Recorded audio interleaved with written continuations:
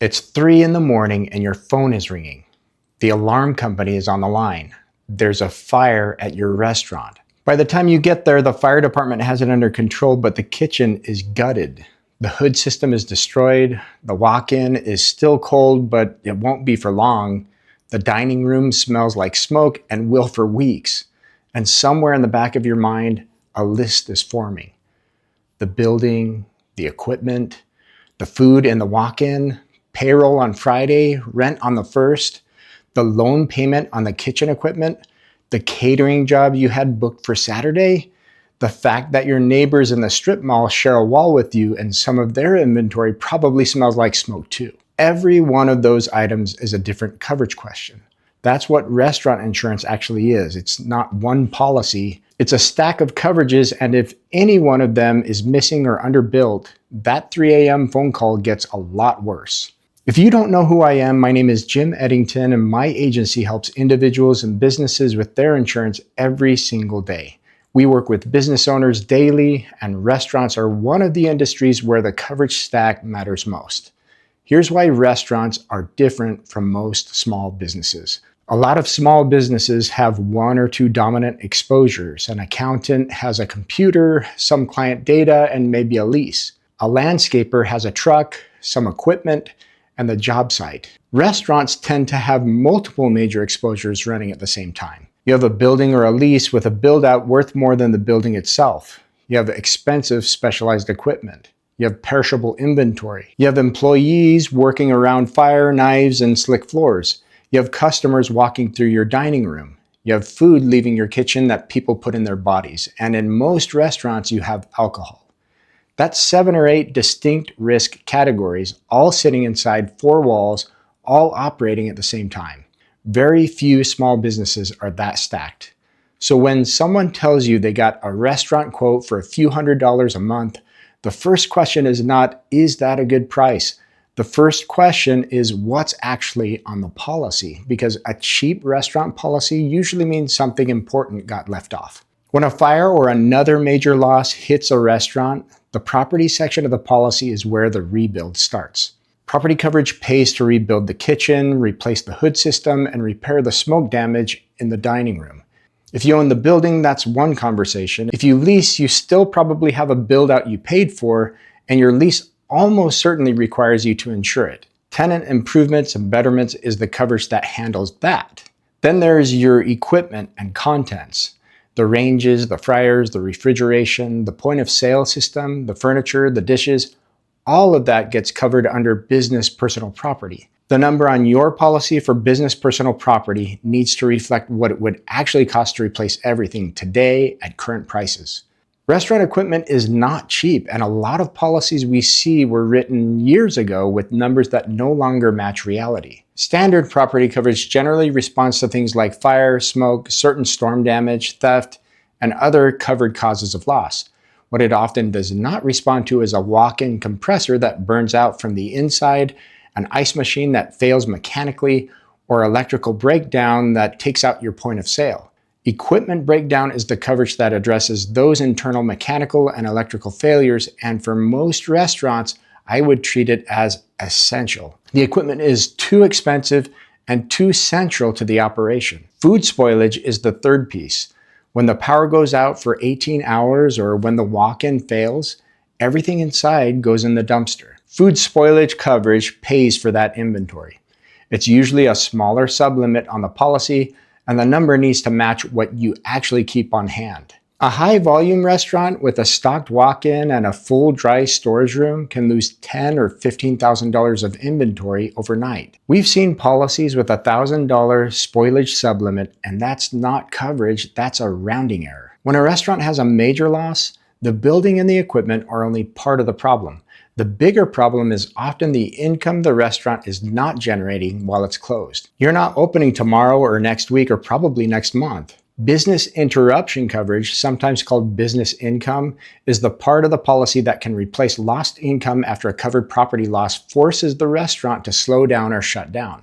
It replaces the income the restaurant would have been generating. It keeps paying rent, keeps paying the insurance, keeps paying the loan on the kitchen equipment, and in many cases keeps paying your key employees so they're still there when you reopen. There's a related coverage called extra expense. Extra expense pays for the costs you wouldn't normally have. Renting a temporary kitchen, paying rush fees to get new equipment delivered, running a limited takeout operation out of a commissary while your dining room is rebuilt. Without extra expense, the owner is writing those checks out of pocket while the business generates nothing. Two things that matter on business interruption. First, the waiting period, which is usually 48 or 72 hours. The policy doesn't start paying from the moment of the fire. It starts paying after the waiting period. Second, how long the coverage actually runs. Policies vary on this. Some provide a generous recovery window, others are tighter than others realize. Recovery from a major restaurant loss often takes longer than people expect, especially when permits drag, contractors are delayed, or equipment is backordered. This is one of the areas where the details of the form really matter.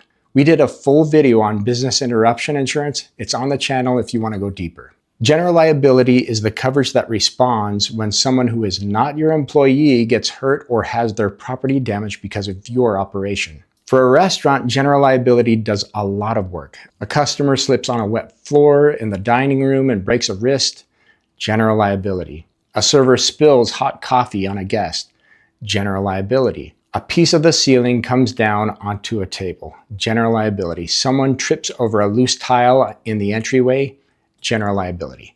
Then there's product liability, which for a restaurant means food. If a guest gets sick from something that came out of your kitchen and there's a credible link between the illness and your food, that usually falls under the product liability side of the general liability policy. They may not happen every day, but they can get expensive fast when one problem affects multiple people at once. For most single location restaurants, a 1 million per occurrence, 2 million aggregate general liability limit is a common starting point. Whether that's enough depends on your traffic, your lease requirements, and whether you need a commercial umbrella on top. Higher primary limits are available from some carriers. From others, the path to more coverage is an umbrella. Either way works. The right answer depends on the carrier and the situation. We did a full video on general liability yesterday that walks through how it all fits together. It's on the channel. One more note on general liability for restaurants. Some policies include an assault and battery exclusion or sharply limit coverage for assault and battery claims. That matters anywhere alcohol is served, and it leads directly into the next piece. Liquor liability is a separate coverage, and if your restaurant serves alcohol, you need it. Here's the core of it.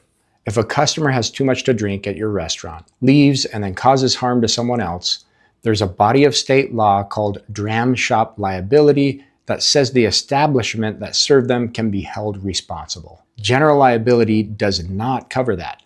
It's specifically excluded on most policies. You need a liquor liability policy or a liquor liability endorsement added to your package to respond. The exposure extends beyond drunk driving. An overserved customer who gets into a fight in the parking lot, falls and hurts themselves on the way out, or injures another guest inside the restaurant can all trigger liquor liability claims. Every state handles dram shop differently, and the rules in Nevada, Arizona, California, and Utah are not the same.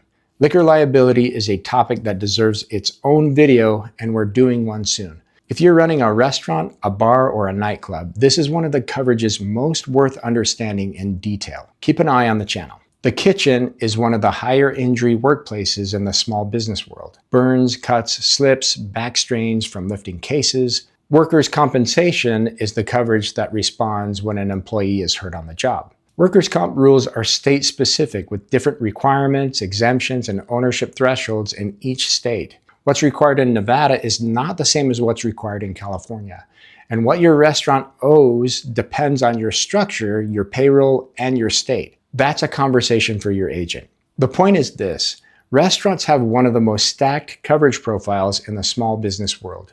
Property, equipment breakdown, spoilage, business interruption, general liability, liquor liability, and workers' comp, all running at the same time, all supporting the same operation. When any piece is missing or underbuilt, the 3 a.m. phone call gets worse. If you own a restaurant in Nevada, Arizona, California, or Utah, or you're opening one, We'd be glad to look at your coverage and walk through where the gaps usually are. We're Western Pacific Insurance. You can get a quote at the link below, and you can find the rest of our videos by heading to our channel. Subscribe to the channel. We publish every business day, and most of what we cover is for business owners and homeowners who want to understand the insurance before they need it, not after. Thanks for watching.